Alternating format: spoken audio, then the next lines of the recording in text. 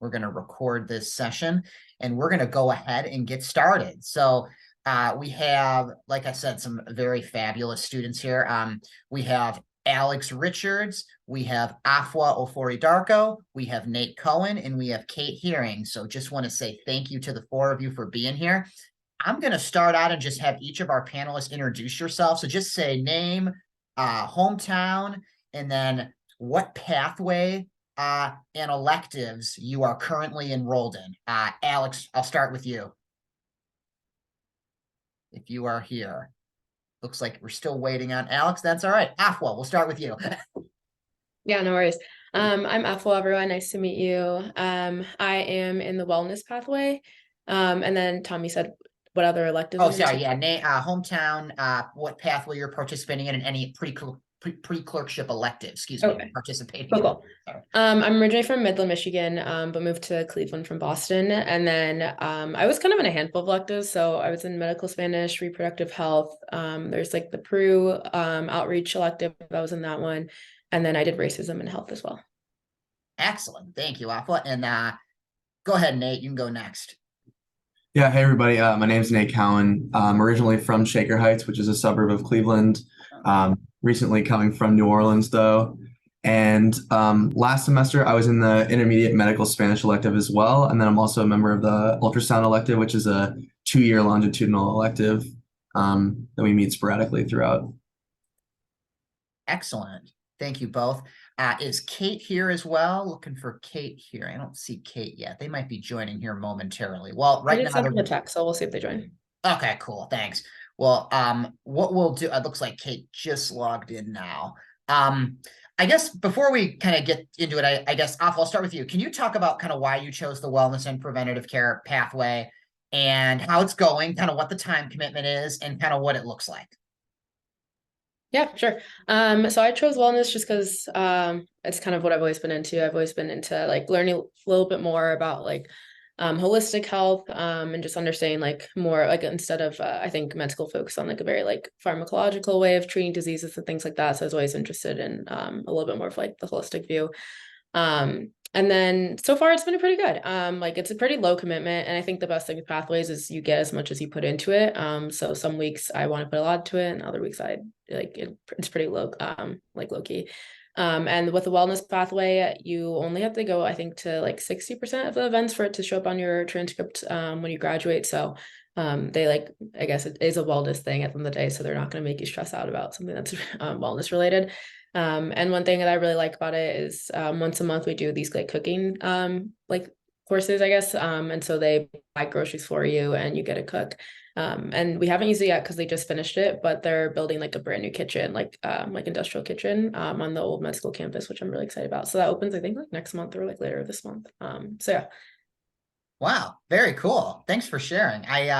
I see looks like Kate and Alex have just joined us. So Kate, Alex, if you just want to both introduce yourselves, just name, hometown, what pathway you are enrolled and involved in, and what pre-clerkship electives you're also participating in as well. Kate, I'll start with you. Sure. Yeah. Hi. So I'm Kate. I'm obviously an M1 at Case. I'm from Boxford, Massachusetts, so north of Boston. And I am currently in and helping lead for next year the health advocacy elective or organization, which includes both the health advocacy and public health pathway, as well as the health advocacy elective. And there are a number of electives that also sort of fall within health advocacy. So that is the pathway. And then electives I've taken include the reproductive health elective, the health advocacy elective, which I already mentioned, introduction to obesity medicine elective, which is new as of this year. And I'm also taking a longitudinal ultrasound elective. Excellent. And Alex, go ahead. Hi, everyone. I'm Alexander. I'm from Watertown, Massachusetts, which is just outside of Boston. I'm in the humanities pathway, which has been awesome. I'm taking right now the same longitudinal ultrasound elective I took in the fall, and I'm leading next fall the anatomical and medical drawing elective. And I'm taking an undergrad writing class right now, which kind of ties into the humanities pathway requirements. I think that's all for now, Perfect. but yeah. Thank you. All right. Can each of you or whoever wants to take this question, I want to like in terms of like kind of selecting a pathway. I know like there was a lot, and I know Aqua, you talked a little bit about your selection of the wellness and preventative care pathway, but can you talk about like when you pick a pathway, is it in block 1, block 2? And also like how the selection works, like how are you introduced to the pathways and kind of how all that kind of came to be in your personal, like, I guess, journey to selecting the pathway that you did. So Alex, Nate, Kate, if any of you want to go, I know Aqua, you already talked about this kind of briefly, but what did that process kind of look like for each of you? I can go, I guess. So Okay. I think for me, I mean, they present to you a bunch of different options at the very beginning of the year. So it can be kind of overwhelming to choose which one you're most interested in. There's like a business one, there's a wellness one, like Afo talked about. So for me, I think I chose health advocacy because I'm interested in OBGYN, and there's a lot of overlap between advocacy and OBGYN, especially right now. And so the workshops they do and the events like volunteering events, petition signing events, voter registration, things that the health advocacy pathway does, I think was just a huge interest to me. And connecting with your community in that way to get to know, especially like women, because obviously that's the type of stuff I'm interested in. It spoke to me the most, I think, out of all the pathways. Excellent. Yeah, I think so. For me, I think most of the applications are due sometime right after anatomy boot camp, which is like middle end of August. And so I'm part of the medical education scholars program. So it's the inaugural year. And so it was like a written application. We had to send in our CV, and then there was like a short 15-minute interview. And so I think there's 7 of us in the pathway, so it's one of the smaller ones. But what kind of drew me to that was a lot of my like involvements in undergrad had to do with like teaching. I was like the training lieutenant for our student run EMS organization, did some TAing, tutoring. So I've always been passionate about teaching. And so I felt like this was kind of like the most logical transition. And so it's been a really great experience so far. Awesome. I want to ask a little bit about like time commitment in terms of the pathways. I know like Afua, you mentioned you had to go to 60% of the sessions.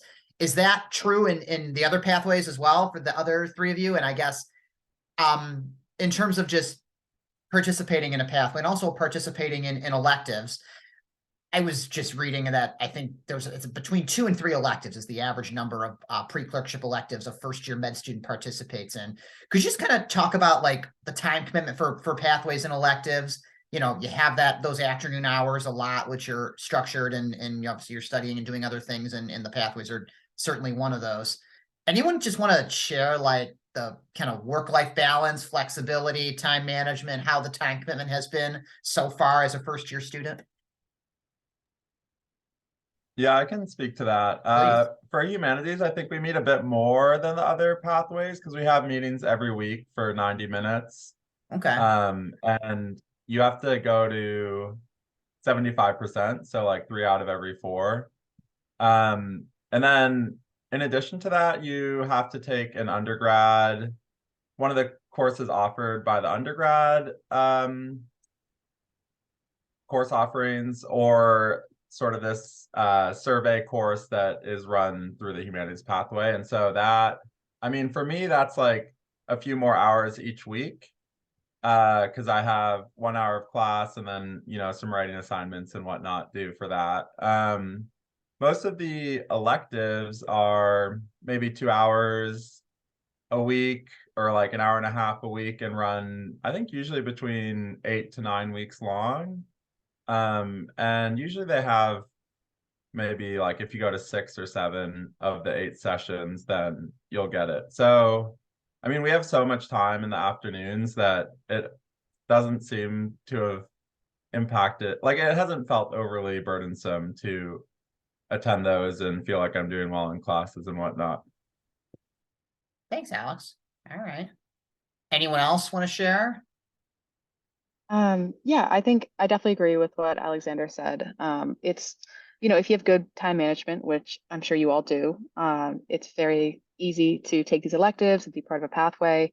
It is hard sometimes. Like I had elective last, I guess it was in the fall, that met like Monday from 6 to 8 because that's sort of the time that worked in the evenings, which was a little rough. Because you had a long day and it's a Monday and you have a 2-hour elective to sit through. But it's always, they're great electives and they're really well done. In terms of attendance, I think usually for electives in my experience, you can miss like one and then the rest of them if you have to miss, if you're sick or you have another commitment, then you have to do like a short makeup assignment that's like writing a brief like paper on the topic or something. It's like really, really short and very easy, and they're very flexible about these things. Excellent. Yeah, I was just going to add on. So I think something that's a little bit unique about my pathway is kind of associated with this 9-month program called Interprofessional Collaboration for like teaching and learning. And so essentially, I'm sure you all have heard about this like required 12 weeks of research after the first year. And so I've actually taken this project that I'm working on with the sports medicine doctor. We're trying to incorporate MSK ultrasound into our block 5 for second year students. So that's going to be taking up pretty much my summer research. But then during the actual year itself, it's about 2 hours every other week of meetings. So pretty similar to what everyone else was saying. Excellent. Thank you, Nate. All right. I'm curious. So you all came to first year in case in July. Did you all have an idea of what pathway and elective you already wanted to do? Did you do a lot of homework before like you came to case, or was it kind of like, oh wow, I didn't know this was here. I think I'm gonna do this because you're all involved in a lot. I just am curious if this was oh gosh, I kind of was curious in this and I explored this, or was there kind of a new discovery you sort of had when you got to be a student? Anyone want to like just share about like, yeah, this is kind of what I had planned when I had first, did my homework on case maybe, or, oh, wow, I didn't realize this was even a thing. And this is kind of what led me to pursue this particular pathway or elective. Yeah, I can go. So I guess before coming to case, I'd done some research like on the electives, nothing crazy, but just like read into them and what they were. And wellness was the one that like stood out the most to me. But then they did like the presentation, all the like electives or the pathways, excuse me. And after that, I like became interested in more. And so I applied. You can apply to like I think 2 total. So I ended up applying to 2. And like initially when I came in, I thought I was just going to do wellness. But I ended up doing wellness at the end. I think they give you like whatever X amount of time to choose after you get your decisions back. So I ended up with wellness. But yeah, I think there were like I learned more about the programs from them presenting than I did probably just from my own research before coming to case. Thank you for that. Yeah, I think in terms of electives, I remember a few weeks into the school year that they sent out a spreadsheet that included like all the electives, a little bit of a description about them, kind of if there was a limit on the amount of students that could be involved, if there was an application, when it was due. And so I kind of just like read through all of those descriptions and kind of picked from that because I hadn't really done too much research about the descriptions coming here, but I remember that it was very, very helpful in the moment. Thank you all. And just I want to ask Nate, I'm going to come back to you. I know that you're participating in one of the new pathways, the medical education scholars pathway, which I think is new this past year or within the past year or two. I just am curious to hear a little bit more about that pathway and if like maybe, oh gosh, education, you're thinking maybe I want a career in academic medicine and kind of what's that time commitment look like? Or is that something that is on your mind or maybe just teaching in general, perhaps? But yeah, talk to us a little bit about that pathway.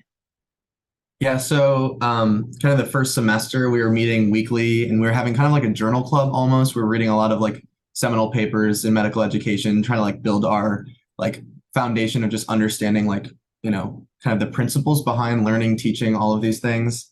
And then, like I said, now we're kind of like working more on this project longitudinally. And so we have Zoom meetings like every other week for 2 hours where we'll talk about like qualitative research or quantitative research or, identifying a problem. And so just kind of like slowly but surely building up this foundation, which has been really helpful for me because I didn't have a super strong research background coming in. But to be able to translate that into more like curricular development is something that's kind of up my alley.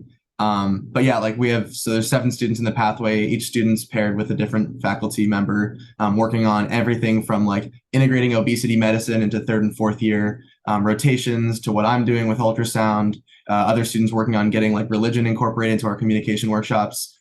So there's really a lot of options for everyone. But I think it, ultimately just comes down to we all really are passionate about like improving, the learning process for everybody.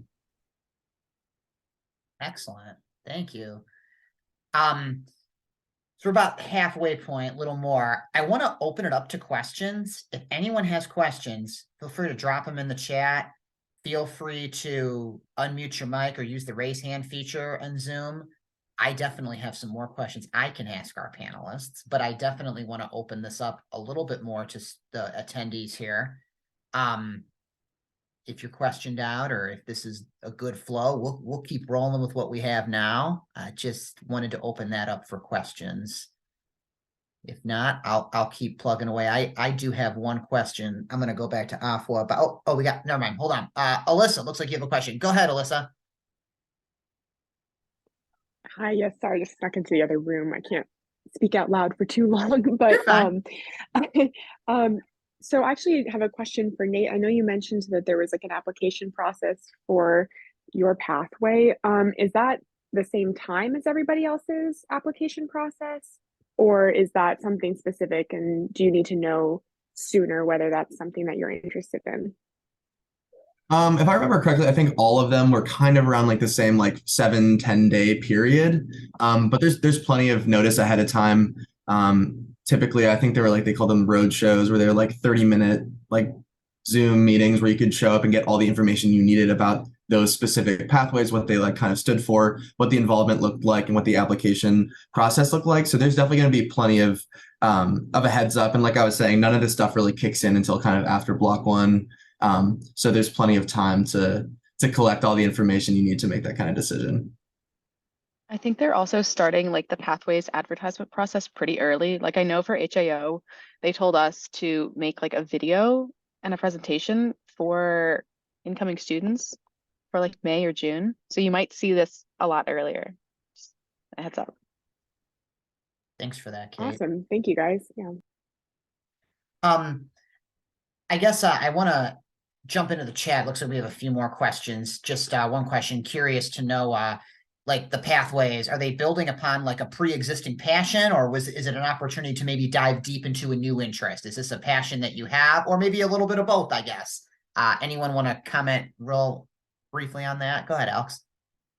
Yeah, I can speak to that. I did not have a huge humanities background, but I had been interested in learning more about writing and art and how it can weave its way into medicine.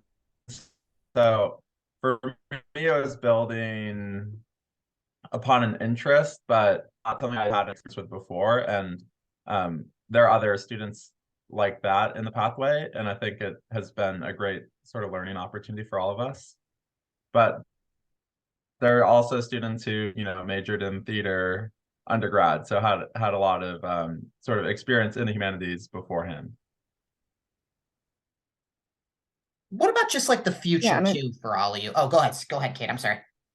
I was just gonna say, I mean, like I think it's both. Like people come in with Yeah. pre-existing interest in that, and just want to explore a new interest. I think that's what's great about pathways is that it adds like this extra like flavor to your medical education. So if you're already interested in something, great, pursue that. If you want to find something new and get extra experience in medical education or advocacy, whatever it may be, this is a great way to really integrate yourself in that. Excellent.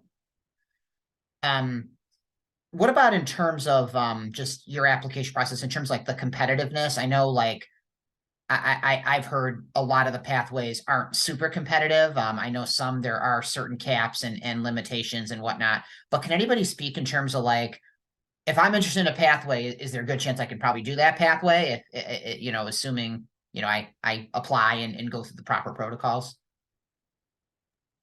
Yeah. So I think there's caps on a lot of pathways, not all wellness, except everyone. So that's a good thing.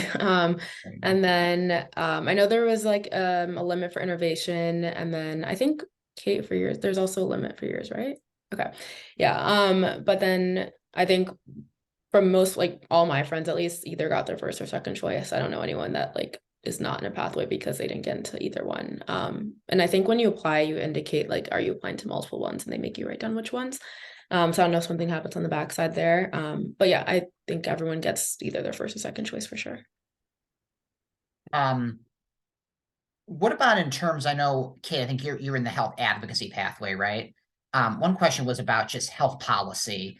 Is that an interest in an avenue you can explore in the advocacy pathway by chance? Yeah, absolutely. I was actually just typing out a response. Oh, I'm sorry. So I can, no, You you're can good. type out the No, it's response. I'm perfect. sorry. No, I definitely want to answer this question. So yes, shameless plug.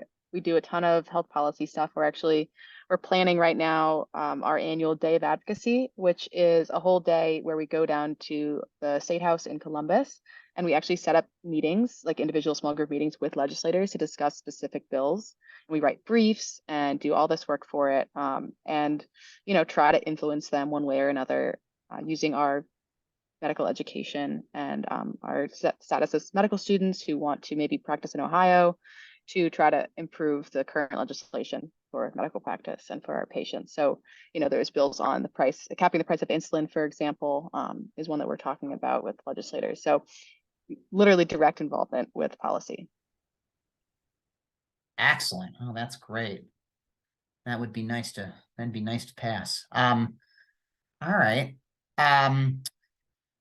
I guess I want to, one thing I know what's a very popular experience, the Peru Health Outreach experience. And I know, Afua, this is something that you're participating in. And I guess I want to ask, is this an experience that everyone that participates does get to travel to Peru and work? I know there is a clinic and a site there that medical students will have the opportunity to travel to in the Health Outreach Project. Is that the case? Is there also a virtual option? Could you talk about your experience with that, Afua? Yeah, for sure. And so basically the Peru outreach, it's a class and a trip. So the two are not necessarily combined. Like did the class, but I'm not going on the trip. Oh. But I know some people who are doing both. Actually a lot of people who are doing both, but basically it's a class that runs throughout the entire year. So it started, I think, in September, and it runs through March, I think, but it's pretty casual. Like we met, like it's 4 times throughout the entire time. So it's like once every 6 weeks or so. And we like half the class, it's all in Zoom, but then the other half of the people on the class are actually in Peru as well. It's a lot of medical students, doctors, everything in Peru. And so we kind of just do like certain topics, and then we analyze them from a US perspective and then a Peruvian perspective as well. And then we break off into groups. So sometimes we'll speak in Spanish in the class, which is good practice, but then it accepts everyone of all Spanish levels too. So depending on like where you are, you'll get put into different breakout rooms. And so, yeah, I think that's what the classroom side of it looks like. And then the trip, some people are going for 1 week, some people go for 2 weeks, but it's led by attendings and everything. So it's just very structured group that they go to clinic and are running research and working in the clinic. And it's a very like organized, succinct thing. But yeah, that's a little bit more about the trip side of it as well. And it happens in this, like it's in June. So this a couple weeks after school gets out.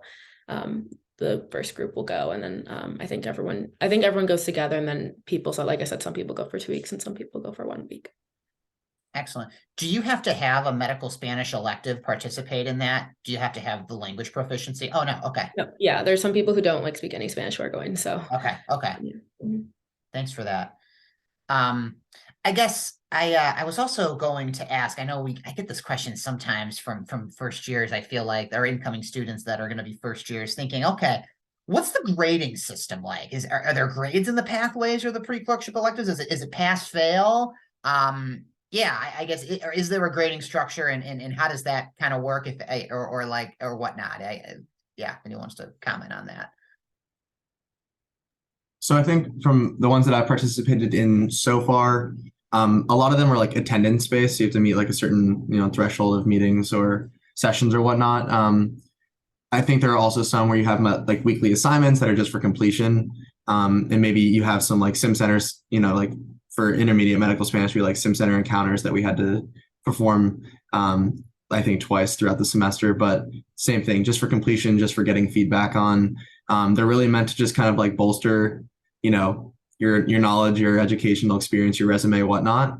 And so they're not too cumbersome in terms of like, giving you grades. I do know there are some, I think there's like a neuroanatomy elective that students actually get graded on. But for me personally, I'm probably going to stray away from those and do ones that are more kind of just like, what are you getting out of the session? Excellent.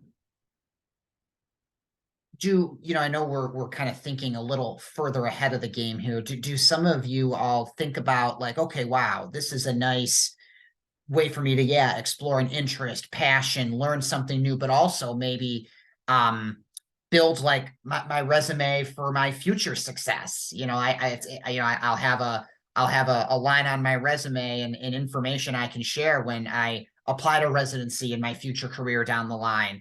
Is that would you say that sometimes is like part of your I guess I think passion too is really to kind of like be well prepared for those next steps after med school too, in terms of these experiences. I think that the benefit is really around just following interests and then being able to speak about why those things interested you. I think most electives are like 0 credit, and so I don't know if residency is gonna look and say like, wow, he did so much extra time learning medical Spanish or whatnot, but you can speak to it and talk about why that was important to you and how it sort of broadened your perspective. And I think that's where the value comes in. Excellent. Thank you for that, Alex. Appreciate that. Yeah, and just to add to it, like I said, both electives and pathways are kind of like you get out what you put into them. So I know for something like medical Spanish, like I took that and then like hopefully third year we'll probably like rotate like in Spanish speaking clinic or something. So like to kind of just like make it longitudinal in that sense. People who are doing the innovation pathway, like I know a lot of people who are interested in like intersection between like innovation and medicine, so we'll probably use that long term. So yeah, hard to say like this one specific thing is the reason why you're going to get to one specific residency, but I think it's all like more longitudinal, like whole scale, kind of looking at your overall experience in med school. Excellent. And I want to verify, you can only choose one pathway. That's correct, right? Students are limited to one pathway per, one pathway per student. And then can you apply? You can apply to more than one. Can you apply to 2? Is there a cap? How many? 2. It is 2. Okay. Thank you for that. And then what about the electives? Is there a limit on the number of pre-clerkship electives you can participate in your first 2 years? No. Okay. No, there's no limit, but like definitely Be realistic with your don't time. sign up for too many. Yeah, Yeah. right. Okay. No, thank you for that. And the advisors will tell you that there's no penalty in dropping an elective, like once you start. So, you could go to a few first sessions and figure out which one kind of aligns with what you want to do. Is that common, Alex, and everyone else? Like, I know we have a middle lesson talk fast. Is there a time to like explore like, oh wow, I'm gonna go to the first meeting for this elective and then kind of see if I like it, and then maybe I can kind of like take it from there. Is that an option for many students? Would you say many students take that approach sometimes? I mean, I did for an elective this fall where I took it and realized it didn't really work with my schedule, and it was totally fine. But I think if you want to check it out, it's certainly easy to do. It's an option. Good to know. All right. Well, thank you for that. Well, hey, we have like 23 seconds left, so I just want to make sure we are moving on to the next. I want to thank our panelists. Thank you, Nate, Alex, Afua, and Kate. You were great. I know we have one more panel with each other here for 30 minutes, so we'll do round 2 here momentarily. And those of you that would like to join in, we have 3 other options running for 30 minutes here. Feel free to join, but very insightful and helpful. Thanks. All right, everyone, the breakout rooms are back open. We're going to jump back into our next 30-minute session. So feel free to choose the same one if you'd like, or feel free to go to a different session. All right, have fun. Well, I'm gonna do it. That looks really fun. Okay. Well, this is a popular session again. All right, so this is the session for pathways and electives. We have 4 fantastic first-year students here that are going to share with you their experiences and the pathways and the electives that they've been involved in, time commitment, some things they've really enjoyed, and kind of the structure and whatnot and how that works. So I'm going to have, first of all, each of our panelists introduce themselves. We have Kate, we have Afua, we have Alexander, and we have Nate. So I'm going to start with Kate. Just introduce yourself, Kate. If everyone just wants to say name, hometown, the pathway that they are currently involved in, and some of the pre-clerkship electives they're participating in as well. Hi, yeah, I'm Kate. I am from Boxford, Massachusetts, so just north of Boston. And the pathway I am currently in and leading for next year is the health advocacy and public health pathway. And then the electives that I have done this past year are the reproductive health elective, the health advocacy elective, which falls under the pathway, the obesity medicine elective, which is new as of this year, and the longitudinal 2-year ultrasound elective. Thank you so much. Excellent. Afua, go ahead. Hi everyone, I'm Afua. I'm from Midland, Michigan, and I'm in the wellness pathway. And then I've been involved in racism and health elective, intermediate medical Spanish, and then I did, what else? Reproductive health, and then the Peru outreach elective as well. Excellent. Alexander Richards. Hi, everyone. I'm Alexander. I'm in the humanities pathway. And in the fall, I was in the medical anatomical drawing elective and have been taking the longitudinal ultrasound elective with Kate and Nate. Excellent. All right. And Nate. Hey all, my name's Nate. I'm from Cleveland originally, and I'm part of the medical education scholars pathway. It's our first year. And then in terms of electives, I also took the intermediate medical Spanish and am currently participating in the 2-year ultrasound elective. Excellent. Thank you, Nate. So I would like to ask each of you to start out, what led to you choosing the pathway that you did, and how that selection process worked for you, and how that particular pathway is going, and the same for the electives. What led for you to choose the electives that you chose to be involved in? Kate, I'll start with you. Yeah, so I think for me, I'm really interested in OBGYN right now. And so health advocacy is a really important part of being an OBGYN, especially for women's health. And so that really spoke to me. That pathway does really great work with advocacy, like voter registration, signing events for petitions. We're doing a great event called Day of Advocacy coming up where we talk directly to legislators. So those sorts of things are, I think, are really important to me and are really important to being a physician. So that's why I chose the pathway. And then other electives, some of them were just of interest to me, like the obesity medicine elective. It's sort of a new field and I don't know much about it, so I took the elective. And then other things like reproductive health were relevant to my medical interests. Thank you. Afua, pathway, electives, your journey to where you are now and how things are going. Yeah, for sure. So I chose wellness pathway just because it was honestly of interest to me. So I played sports in college and was like, I think that was like a topic they always brought up to us. We had a lot of nutritionists and things like that always come and talk to our teams.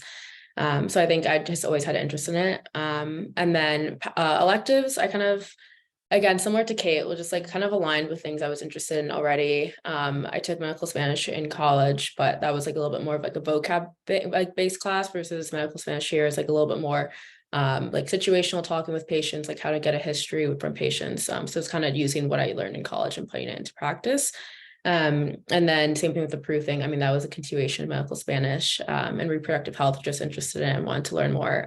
There's pretty limited time in the curriculum to go super far in depth into a lot of topics. So I think I based electives based on just what I want to get more out of. Excellent. Alexander, share your experiences, pathways, and also just your journey and where you are and how things are going. Yeah, so I joined the humanities pathway, I guess the start of block 2. So right after anatomy boot camp.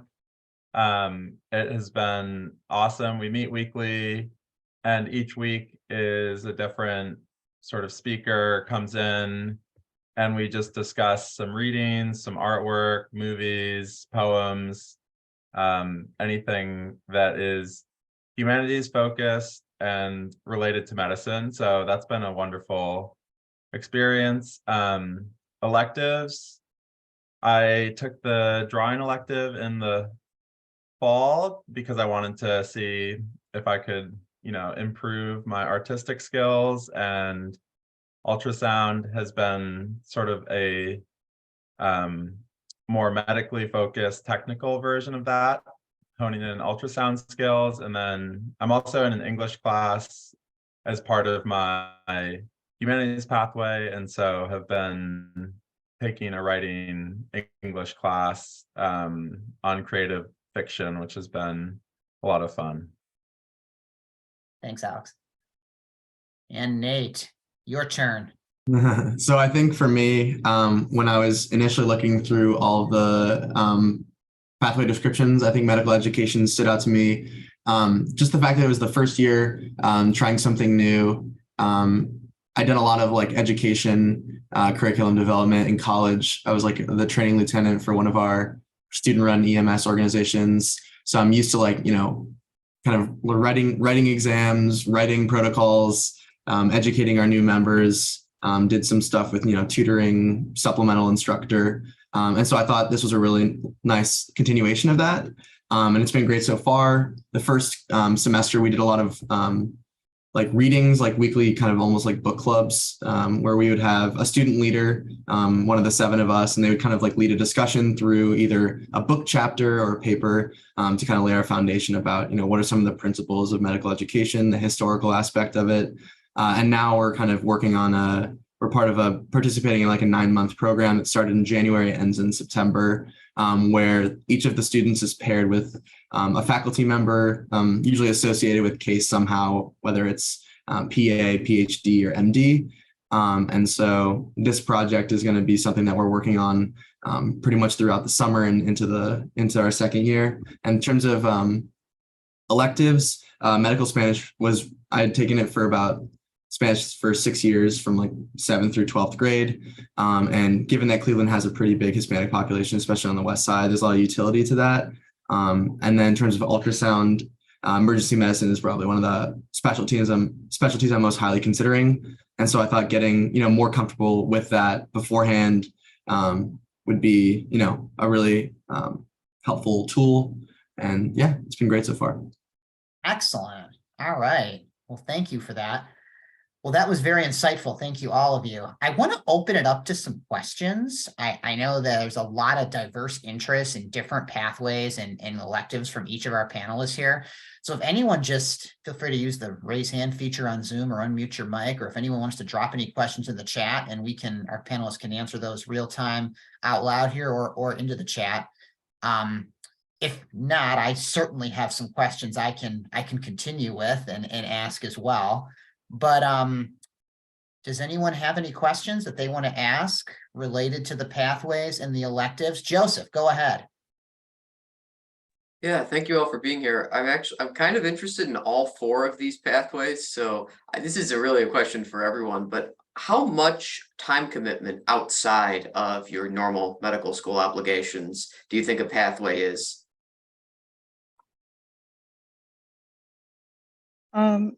I can go. I think you definitely have to balance your time, and I think you all probably have good time management skills at this point. So just understanding your time commitment. You do have a lot of time in the afternoons and evening, especially as you begin in your first year. So I think it's really manageable to do 1 elective a semester, maybe 2 if you're really feeling it, on top of a pathway. Like I think I did my pathway elective and then another elective in the fall, and that was super fine. Now, as research is kicking in, I'm probably, gonna not do that. I'll probably take 1 elective if one interests me going forward. But no, I'm in one right now, and it's very manageable. I think it's something you should definitely do if you're interested. Sometimes it's hard because there was one in the fall that was like Mondays from 6 to 8. After a long day, it's not something you really want to be sitting in for 2 hours, but it was a great elective, so worth it. Thanks, Kate. Anyone else want to chime in? All right.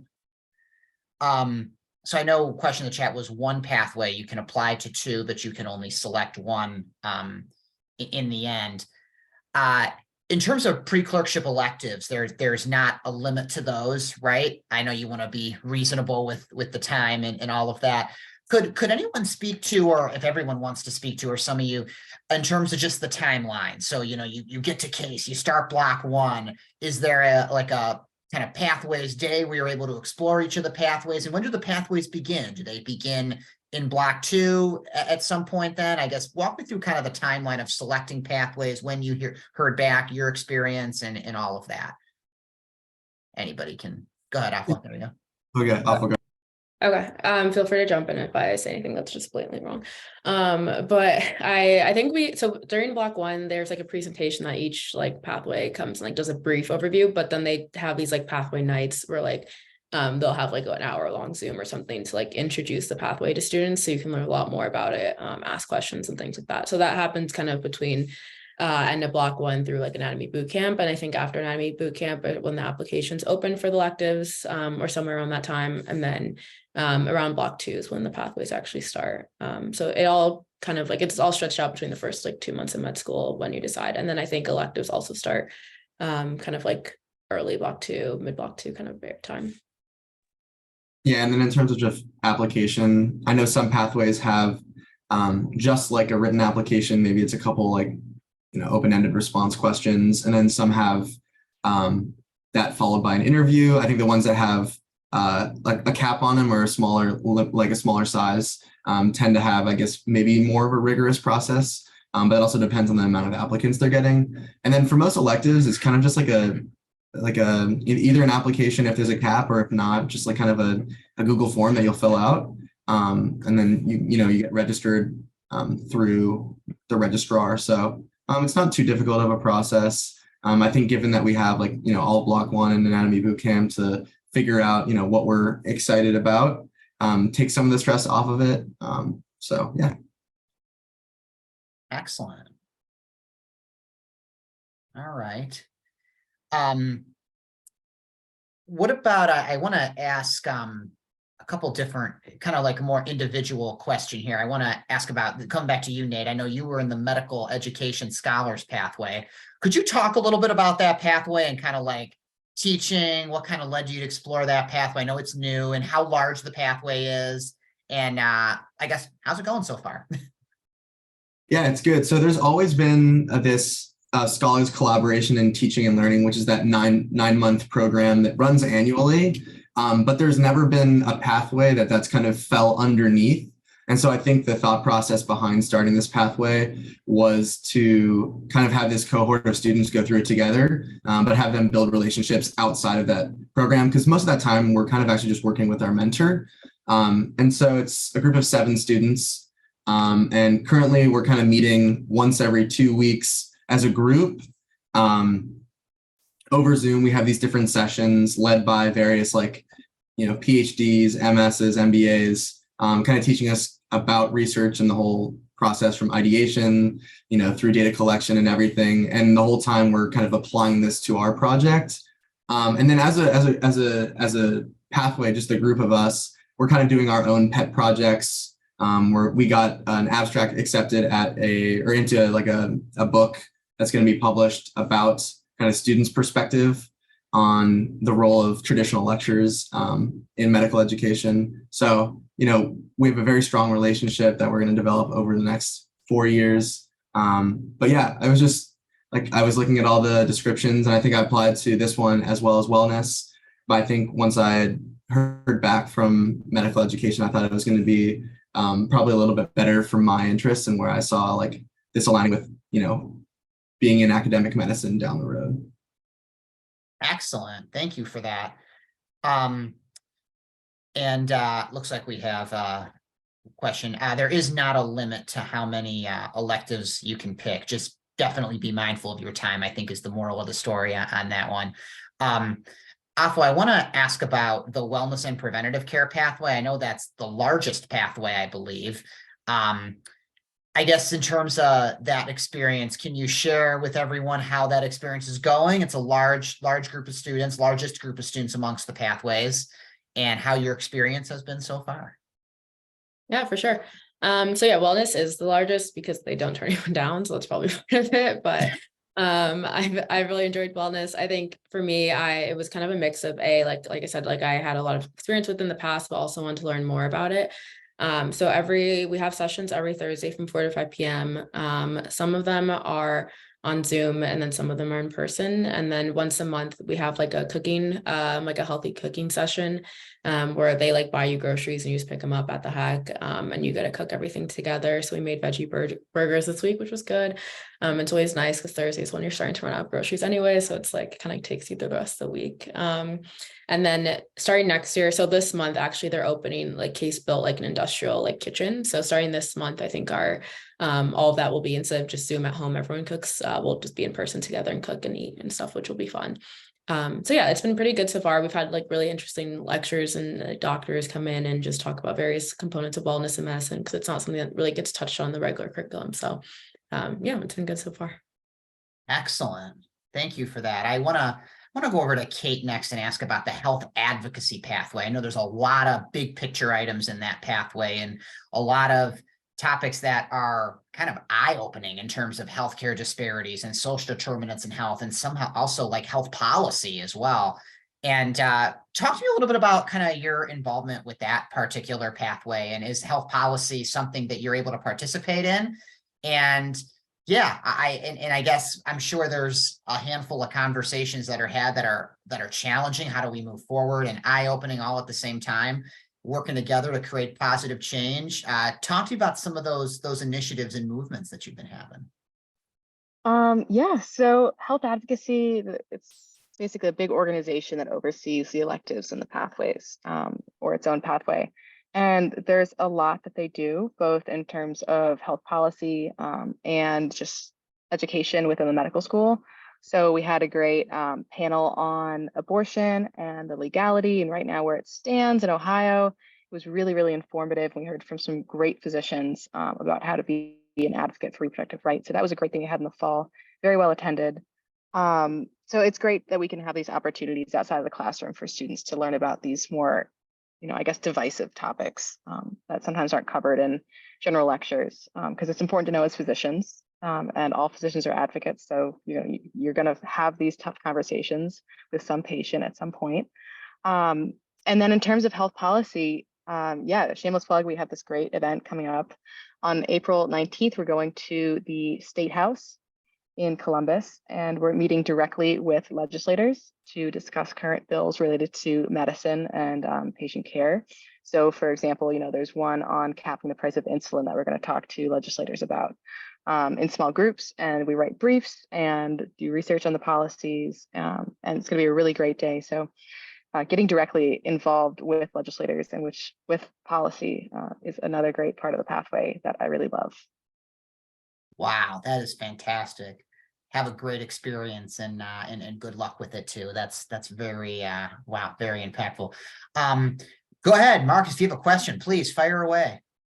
I just have a quick question, just piggybacking on what she said. So like there's health policy involved. So how much is urban health, like in the urban health pathway? So how much is health policy involved in that pathway? I don't know, actually. I'm sure probably a lot. Cleveland obviously is, there's certainly health disparities here. I don't know if anyone's in that pathway here. I don't know. Yeah, we don't have anyone here on the urban health pathway. To my understanding, Mark, there is some public policy, but it's more, urban health is more kind of learning all about practicing medicine in an urban setting, the challenges that come with that, the benefits that come with that, in terms of that. So yeah, I would probably say that more public policy, like kind of big picture stuff, is probably going to be more in the advocacy pathway. If any other students have anybody on the panel has any further to comment, go for it. Okay. Thank you. Yeah. Does that help, Mark? Sorry. Yeah. No, it helps. It helps. For All right. sure. Yeah. Great. No. Cool. I know there's looks like a few more questions coming in the chat. I want to ask a little bit just about go into AFWA. I know there was a question about the Peru Health Outreach experience. And I see you're answering that in the chat, so thanks for that too. Are you able to just kind of talk about that particular experience? And I know there's a like a session here, and then there's also the option to go on the trip as well. Could you just talk a little bit about that? Yeah, for sure. So yeah, like I said, I'm in the Peru outreach elective. So that is a class that you have to take if you want to go to Peru over the summer after your M1 year. But the class itself is not a big commitment. It's 4 times throughout like your whole M1 year. And I think they're like an hour and a half each. So we get on Zoom and half the people in the class are like here at Case or Case students. The other half are medical students, doctors, and I think like a couple other fellows and things like that who are based in Peru. And so we kind of have like a common lecture we talk about like various like health system things, and we talk about them from the US perspective and then the Peruvian perspective. And then we break out into breakout rooms. Sometimes we speak Spanish in the breakout rooms, depending on your level of Spanish. Other times it's just in English, because sometimes the Peruvian students want to work on their English, and we want to work on our Spanish. So it kind of goes back and forth. But and then yeah, so we have all that, and then you can go to Peru in the summer. It's the trip is usually in June. You can go for 1 or 2 weeks. And I know the question in the chat was about research. So there's a mix of what people are doing. So some people are going for 1 week and using flex days for their summer research to go, or like I said, some PIs like don't really care, and they're not going to make you use flex days anyway. So some people are just going and they've told their PIs that I'm going to be gone for a week, and that's that. And they still have a week later that they go on vacation, so not a big deal. And then other people are using Peru as their summer research experience. So they're kind of working on like IRB submission, all that kind of stuff before the trip, as part of the 12 weeks, and then data collection, actually, of course, when they go to Peru. And then more like, like analyzing data, manuscript writing, things like that, all after the trip. So you can use Peru to be your summer research experience as well. So I hope that answers the questions Yeah, too. very insightful. Thank you so much. I guess in terms of the pathways and the electives, I know it's something you're participating in voluntarily. You choose to participate in these experiences, and there is like an attendance requirement. But is there a grade? Like, are you evaluated in some capacity? I guess if it's in terms of just pass fail, or you've completed all the requirements. Anyone want to just speak to that in their particular pathway or electives they're participating in? Yeah, I can talk to that. So the pathways and most of the electives run through the med school are all sort of pass fail, but I don't think anyone really fails. It's just kind of if you show up for enough sessions, then it goes on your transcript. I think there are some classes where students will take course at the undergrad campus or like a master's course, and some of those can be graded or pass fail. But for most of the electives, I think that M1s are looking at, they're just attendance based. So it's kind of what you get out of it is what you put into it. Excellent. Thank you for that. All right. Alex, Alexander, come back to you again. Talk to me a little bit about the humanities pathway in terms of just time commitment, requirements, all of that. Yeah, so we meet every week on Thursday afternoon, and it's a 90-minute session led by anyone from M2s who have the task of sort of leading the session on a topic of their choice. We'll have retired physicians or physicians come in and talk about poetry that they've written or that they like to read, different short stories. We've had 2 trips to the art museum, which have been awesome. And so we walk around with we've gone with 2 physicians have walked us around the art museum and had sort of a goal of the session. But yeah, it's a really nice break from the science and the medicine, but still in the lens of healthcare. Sounds fun. Thanks for sharing. All right.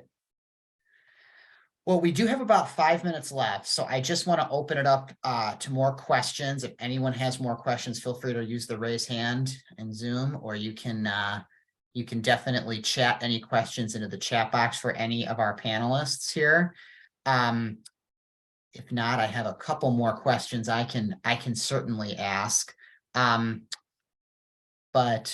all right. Well, I guess kind of thinking like really kind of long term, I guess, and also kind of thinking about all your, oh, here we go. We got a question right here from Joseph. Do pathways also coordinate their experience in the 3rd and 4th year? Yeah, I guess that's a good question. Anyone want to speak to like, are these mostly just like a first 2 years of medical school kind of experience? I guess what does like kind of the future look like sort of long term kind of? And is there a I'm not 3rd and 4th year requirement? Yeah, that's a good question. I'm not sure there really is one for health advocacy pathway. I know there's no like elective requirement. I mean, there's a few M3s and M4s who do electives, not many. They're usually pretty busy. Yeah, I don't know about other pathways, but I don't think HAO really has an expectation for 3rd and 4th years. Yeah. Anyone else in terms of, go ahead, Afua. Yeah, I think just like the general is like pathways are more like a preclinical thing. And then yeah, electives, like you can sign up for them 3rd and 4th year, but that number is pretty reduced just because they're busy enough as is. So I do know that there are some 3rd years that like choose to still attend the meetings if it fits in their schedule, of course. I guess that's kind of the if part and whatnot. But yeah, that I have heard that does happen. But typically it is a first 2 years of medical school kind of experience. Is there any kind of final project in any of the pathways? Either like some kind of final scholarly project or anything like that to kind of graduate officially from the pathway, or after you finish your 2nd year, or any kind of last hurrah with that? Anyone want to speak to that in terms of their particular pathways that they participate in or are participating in? For the humanities pathway, one of the requirements is that you take an undergrad course in some humanities field. And so I'm taking a writing class right now. And then that culminates 4th year, you have to have like a portfolio or project or something due where you kind of just sum up your experience in the outside class and humanities and medicine. So we do have a project due 4th year, but I think it's pretty low stakes. I don't know about the other pathways. Yeah, I think in terms of medical education, we really just have like completion of the iSkittle program.